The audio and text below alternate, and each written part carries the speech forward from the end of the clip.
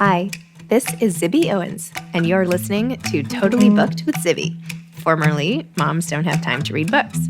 In my daily show, I interview today's latest best-selling, buzziest, or underrated authors and story creators whose work I think is worth your time.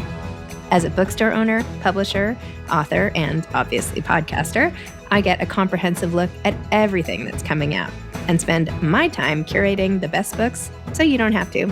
Stay in the know, get insider insights, and connect with guests like I do every single day. For more information, go to zibbymedia.com and follow me on Instagram at Zibby Owens. Colum McCann is the author of Twist, a novel. Colum is the internationally best-selling author of the novels A Paragon, Transatlantic, Let the Great World Spin, Zoli, Dancer, This Side of Brightness, and Song Dogs, as well as 3 critically acclaimed story collections and 2 nonfiction books, Letters to a Young Writer and American Mother. His fiction has been published in more than 40 languages. He has received many honors, including the National Book Award, the International Dublin Literary Award, a Guggenheim Fellowship, and an Oscar nomination for his short film, Everything in This Country Must. He is a member of the American Academy of Arts and Letters, as well as the Irish Association of Artists, Eostana, and he has received a Chevalier des Arts et des Lettres award from the French government. In addition, he has won awards in Italy, Germany, and China. A contributor to The New Yorker, The New York Times, The Atlantic, and The Paris Review, he is the co-founder of the global nonprofit story exchange organization Narrative 4. He lives with his family in New York. Welcome, Colum. Thank you so much for coming on Totally Booked to talk about your latest novel, Twist. Congratulations. Thank you. It's nice to be totally booked. Aren't we all just totally booked all the time? Like everybody, crazy busy? I do feel that increasingly in life, we're all totally booked and every minute. And if it isn't taken up, then your Gmail is going to take it up or your TikTok or whatever else it happens to be, that every minute is booked until you hit the hay. It's true. And what do we do with all of that? I don't know. I don't know. I think we get less done. And just a lot of fluff in and around it. It's the disease of our times. It's true. I feel like I read to get out of the totally booked mindset. Like reading for me is the only time I'm not looking at my phone to see what time it is and all of that. That is my only, sacred space. Me too, and I love the physical book. Increasingly, I love just having the physical book, not on the computer or any other device. Just to take it away, it feels like a bit of a friend, doesn't it? Totally. Yes, I know. I'm always like dog earing, and I don't know. I haven't learned how to do that well enough online, I guess. So it doesn't have the same satisfaction. Anyway, to your story, which aside from the bout of complete seasickness on the boat where I felt like I was getting sick myself, just like imagining the 4 days of like vomiting and whatever. I found this to be just like so utterly immersive water. Anyway, didn't mean to. Anyway, but what a story and what a unique perspective on life when we go through life on land and don't spend that much time thinking about everything else below the surface, which is just mind-boggling when you think about it a lot, which is, of course, like some of the things. So anyway, why don't you tell listeners what Twist is really about now that I've sort of mangled it? It is sort of mind-boggling because 95% of our world's intercontinental information goes under the sea. Now, I used to think before I started embarking on this book that everything bounced up into some sort of benevolent heavenly cloud and then got bounced back down, and we're all working on radio waves, and there was something comforting actually about that. It was going out of the atmosphere.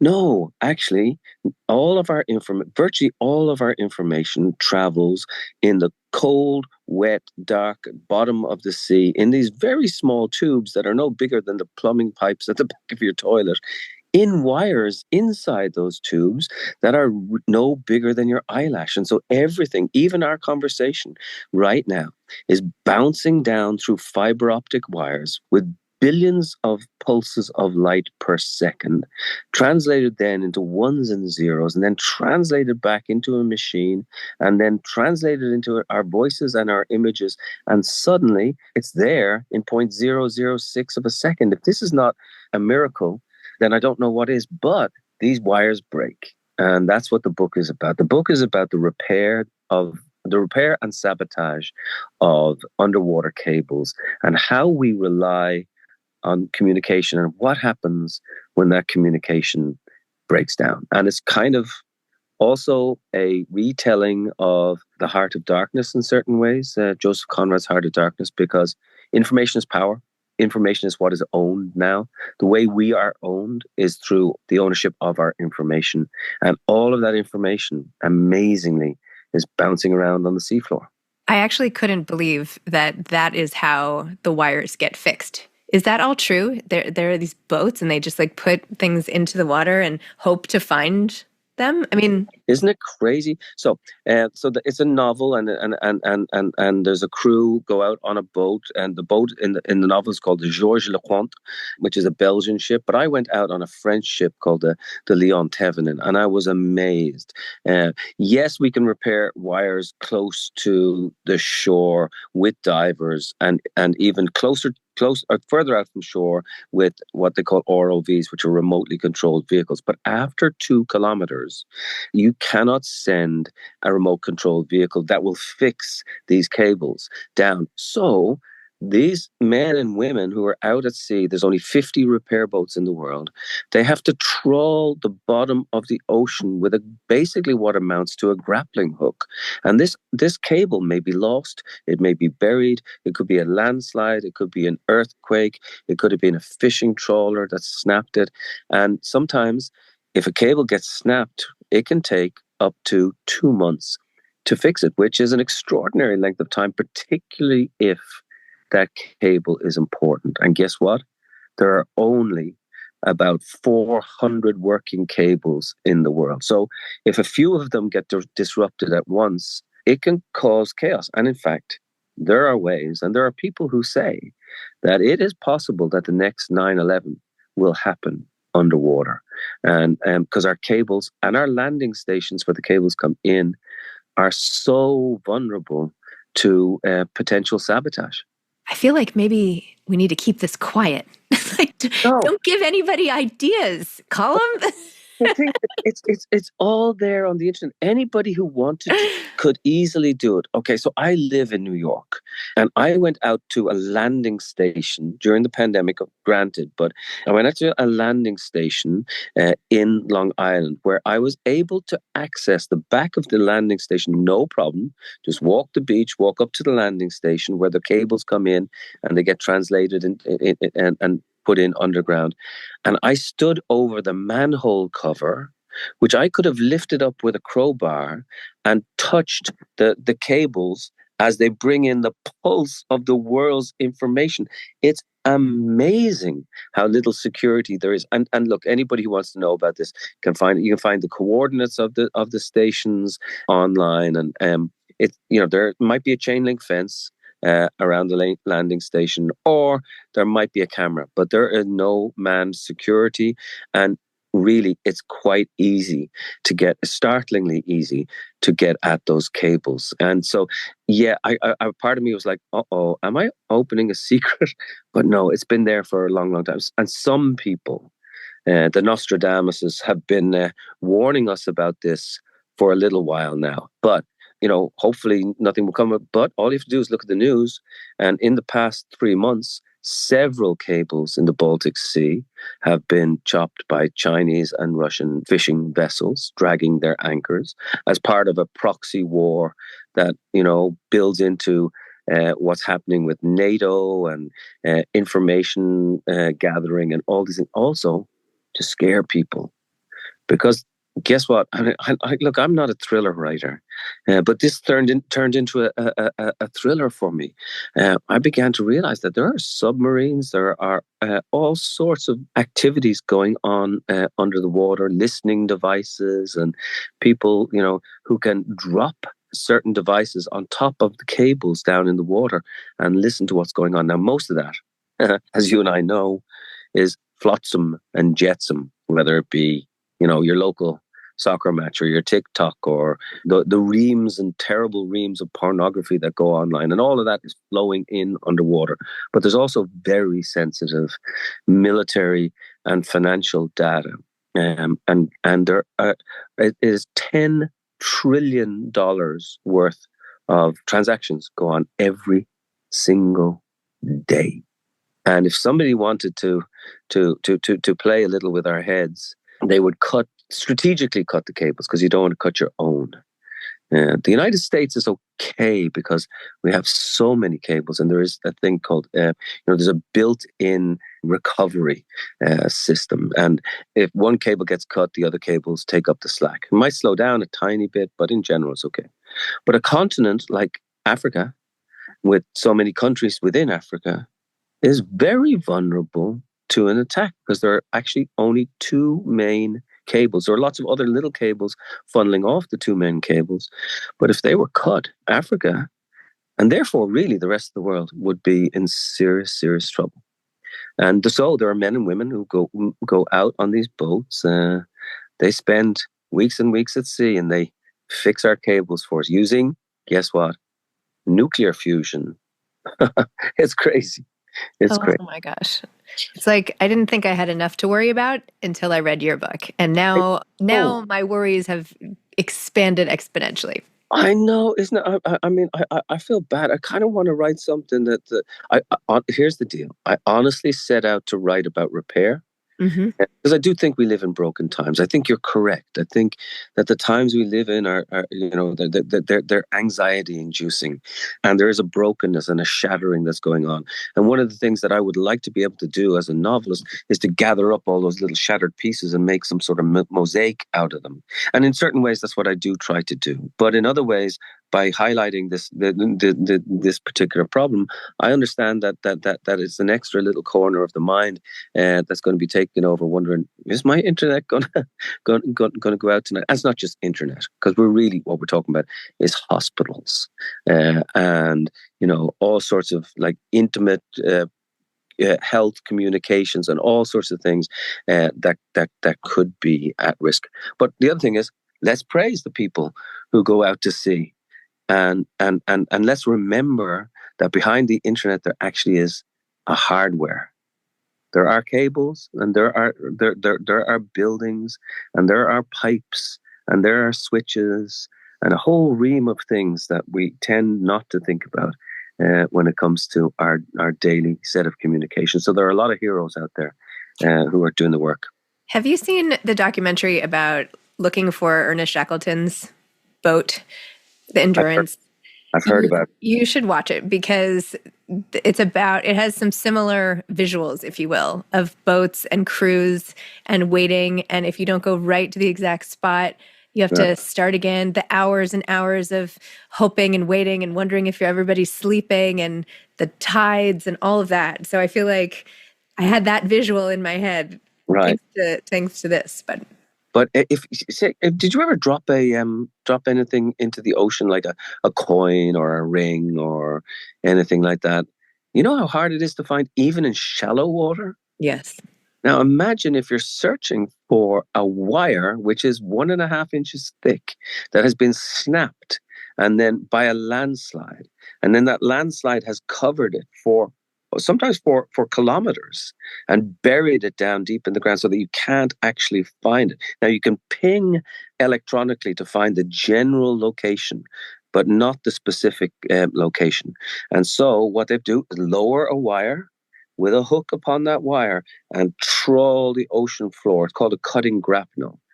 When they find the wire, then they got to cut it, they got to bring it up, and then they got to bring the other end up, and then they got to fuse them together with new wire. And it's actually the same process that they were using, believe it or not, in the 1850s and 1860s when the very first cables were set down. And in many ways, the principles are the same, because the people who are behind that, the businessmen, guess what their logo, their tag word was for themselves in the 1850s and 1860s? What? It was faster, faster, faster. Now you can just hear the Bezoses and the Musks and the other people of the world, and the business people saying faster, faster, faster. If I can shave off a picosecond or a millisecond, I will make tens of millions of dollars. So it is very much about speed. If that connection between Hong Kong and London is slow or it gets interrupted, it can cause panic in all sorts of ways. And then the ultimate question is philosophically is, why do we rely on this? Mm. Is it the machines that are the problem, or is it our relationship to the machines? And what you said earlier was really nice. Yeah, but to go away and to take a book and to not be beholden to, the chips, the silicon chips that are, beaming into to my head is quite a lovely moment. I think we have to rediscover some of that, or else we're going to be in trouble. Yes, thank you. I agree. You mentioned earlier that this is in part about repair, and it is also about the repair of one man. And you see that as he goes through recovering alcoholism. You see all of his past traumas, the loss of his mom, the sad image of her at the top of the stairs, which has been now emblazoned in my brain, and his son being far away. I mean, there are lots of things that he is holding on to. And even when you show his progression of how it's getting easier for him to climb up the stairs and he's not as winded, and you see the lifting of the heaviness of him as he goes on this mission. Tell me a little bit about that character and his development. The character is interesting because often I write about other things in other places. My last book was a Paragon. It was about an Israeli man and a Palestinian man who become friends. I've written about all sorts of different situations. The Romani people living in Europe, and often I've gone sort of elsewhere. I do go elsewhere with this book, but my main character is a sort of white middle-aged Irish man. So. Supposedly not too far from me, but he was a difficult character to write, to be honest with you, because I was aware that I didn't want him to be like me. He's a little darker, and he has a number of difficulties, but it was interesting because he spoke to me in all sorts of new ways, and I had to go chasing him at times. And his whole thing is that he's a bit like J. Alfred Prufrock from the T.S. Eliot poem, He's one of those lonely men in shirt sleeves hanging out of windows. And the poem actually fits in beautifully with the novel. Do I dare to eat a peach? I've heard the mermaids singing each to each. I do not think they will sing to me.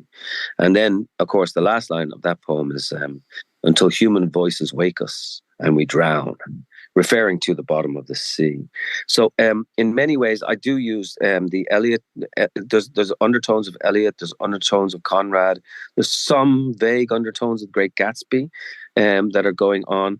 But ultimately, this is a very modern tale. It takes place right now, and it's what's happening in the bottom of our seas. Oh my gosh. There's also some humor when he meets Conway or somebody calls him and says hey, big guy or something.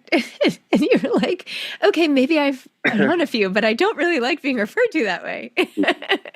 Right. That's right. Yeah. You always got to have at least a touch of humor there. I mean, he is Irish after all. And, he has to. Even though he's heavy on the beer and all these things, there are moments of recovery, and I don't want to give the game away, of course, but at the end of the book, I think he escapes with a sort of realization. It's not all with the I's dotted and the T's crossed, but he does emerge from this situation with a sort of new knowledge about, because that's what books are about. Books are about the human heart, and what Faulkner talked about when he talked about love and pride and sacrifice and compassion. But as you say, also, I mean, you're going to live this life. You have to have a bit of fun too. You have to have a sense of humor. You have to look at the world and even in all its darkness and find some little thread of light. So that's what I did with this character, Anthony Fennell. But then there's another Irish character who is the captain, or not the captain. He's the chief of mission, yes. Actually, on the ship, which is close to the captain. And there's a captain and there's a chief of mission, and the chief of mission looks after the technical aspects of the wires. And he's a very mysterious character, and he sort of remains mysterious for a lot of the book, and that's sort of intentional because in many ways what this book also talks about is what we don't know and what we can't know.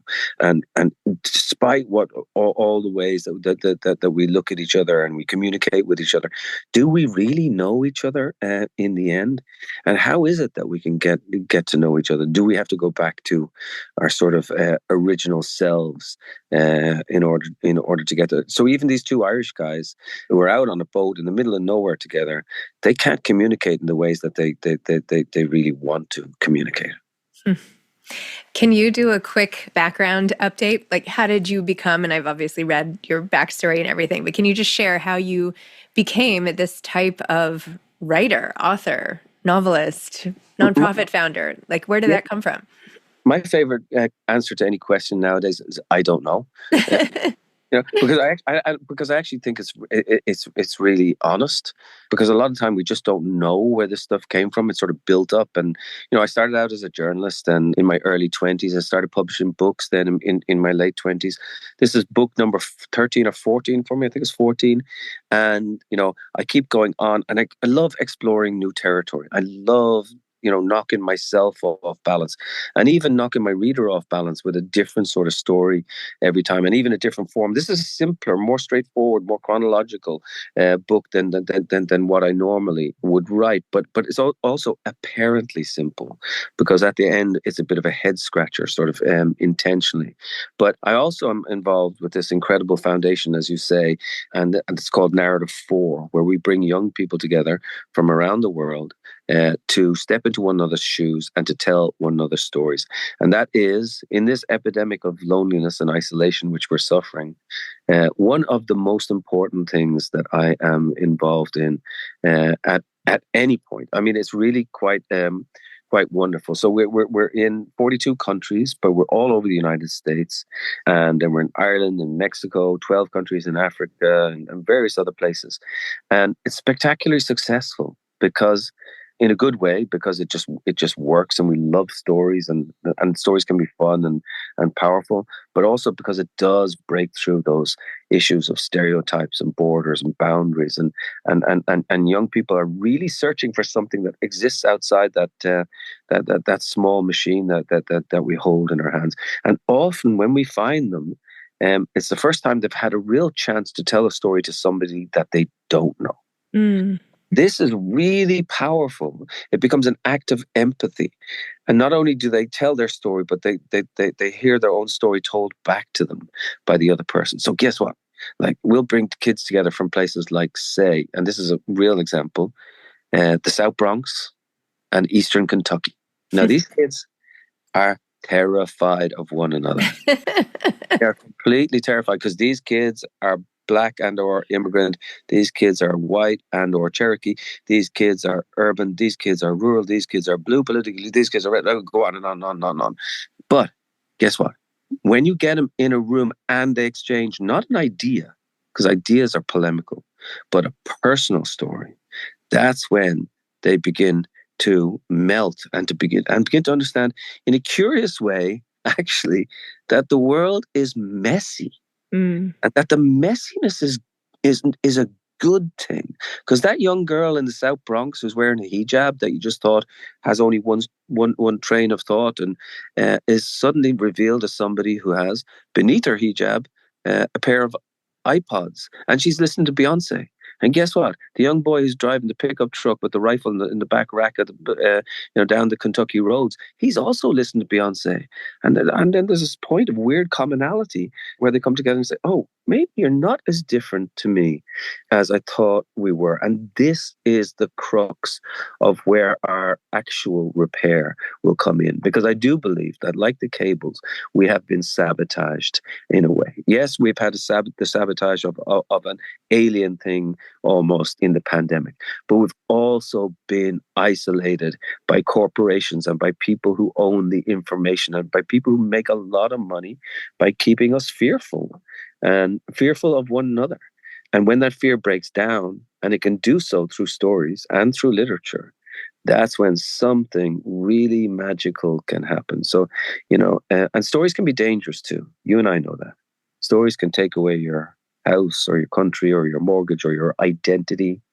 But stories can also be super powerful and healing and miraculous when they are, properly asserted and shared with one another. That's my hope. I'm an optimist in the face of all the evidence, only because I'm actually a pessimist first. I feel like you need to go into government or something. I feel like you have to get in there and start making big changes and spreading this everywhere and scaling this in as big a way as humanly possible. I would love to do that. I mean, but can you imagine, trying to get members of Congress to sit down? It would only take an hour. It would only take an hour because really they are polemical. But if they knew just a tiny bit about one another, whether they're red nor blue or green or purple or whatever else it happens to be, for example, it becomes very difficult to slam a missile into a marketplace when you know the name and the story of the woman who is, managing the marketplace, or if you know even just a tiny bit about her or even her culture. But we're invested in, our governments are invested in, extending our ignorance. And this sounds, almost like a conspiracy theory. It's not. It's not. I mean, people are making money off keeping us apart from one another. And one of the things that we can do is, well, you know what? All the great philosophers say it at the end of their lives. All the great thinkers, to be kind, to be kind, to be kind, and that's kind of the philosophy that I think that we could practice so much more. I love that. Oh my gosh, thank you. Thank you for leaving this on a hopeful, inspiring note to counteract the fear and the worry. Thank you so much, and I am just ridiculously impressed by you and your intellect and the kindness, and we need a lot more of that. So thank you. Well, thank you, and thank you for the chance to talk, and good luck, and I hope we talk again soon. Me too. That would be great. All right. Cheers. Best of luck. Okay. Bye-bye. Bye-bye. Thank you for listening to Totally Booked with Zibby, formerly Moms Don't Have Time to Read Books. If you loved the show, tell a friend, leave a review, follow me on Instagram at Zibby Owens, and spread the word. Thanks so much. Oh, and buy the books.